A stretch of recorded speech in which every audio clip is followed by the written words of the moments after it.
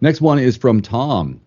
I know you and Dave have discussed the importance of pacing on the bike and the impact it has on the run. What about pacing on the swim and its impact on the bike, if any, Coach? Yeah, that's a good question. So when you swim and transition to the bike, whether it's in a training or a race day, you are going from the main thing is a horizontal position to a vertical position. So that's good to actually practice. I never do, I never had, but I am a strong swimmer, so maybe it's a little different. But just, whether you swim in a pool or swim in open water, getting that experience of what is it like to be at a race type of intensity, getting up immediately and starting to run, what happens to your blood pressure, your heart rate? Are you going to feel dizzy? Some athletes have reported feeling dizzy as they transition from that swim to bike. And so pacing, you will figure that out. Again, once you do that once or twice, you're going to figure out a little bit more about how you should pace it. Depending on did he say the distance of the race? I can't remember. No. Depending on the distance of the race, you may decide you're going to be at a certain intensity and then maybe hold back a little bit the last 100 or 200s to get your heart rate lower, because as soon as you stand up and start running or walking, your heart rate's going to be affected by that.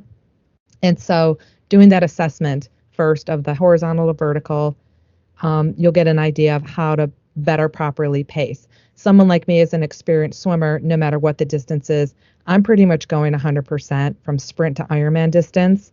I'm comfortable doing that. I train to do that.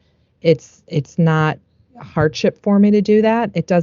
I don't think it impacts my biking afterwards, because I always, take a few minutes, miles to settle into whatever pace or power or effort I want to be doing on the bike. And so it's just a matter of practicing what's comfortable for you. I don't think it's I think that the bike to run transition is going to impact you more than the swim to bike pacing wise. And I'm thinking about this on the effort on the swim and how that translates to the effort on the bike. And to me, it seems like two different aerobic systems in play when you are swimming real hard, and that breathing element is so important because you got to be able to breathe consistently. You can't really take a break. Whereas if you went hard on the swim and then you got on the bike and then the first few miles of the bike, you can really get your breathing back. And it's not so much you're not being taxed like you were as a swimmer, so that I don't know if it really matters too much on maybe you're dealing with a couple of miles or a few more minutes of recovery until you get into your biking mode. And then it's a lot of legs, not so much the cardio or the breathing that you experience on the swim. Can you relate to that, or is that? Yeah, I can. I mean, so like I already said, I go, all Yeah. out. And the hardest part for me is going from the swim and having to run, because I'll try to run as hard as I can to the bike. Hmm. I'm usually the most winded at I that point bet. in the race than any other point in the race is that swim to run transition Sure. period of running, depending on the length.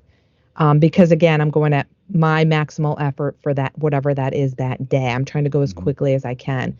So like anything, it just takes practice and trying different pacing and seeing what's most comfortable for you. But definitely the component of breathing is going to be the biggest issue. Yeah, catching your breath, because you get a Hmm. chance to catch your breath on the bike. And Hmm. so the recovery is a lot faster versus the bike to the run, where the running is a lot of the breathing, a lot of the Right, effort, right, and your effort is on the swim. But when you get on the bike, the effort isn't going to match the aerobic breathing effort on the bike, because it's going to be a lot more muscular right. from how I would feel and experience and what I would Yeah, share. yeah. Good tips. I like that.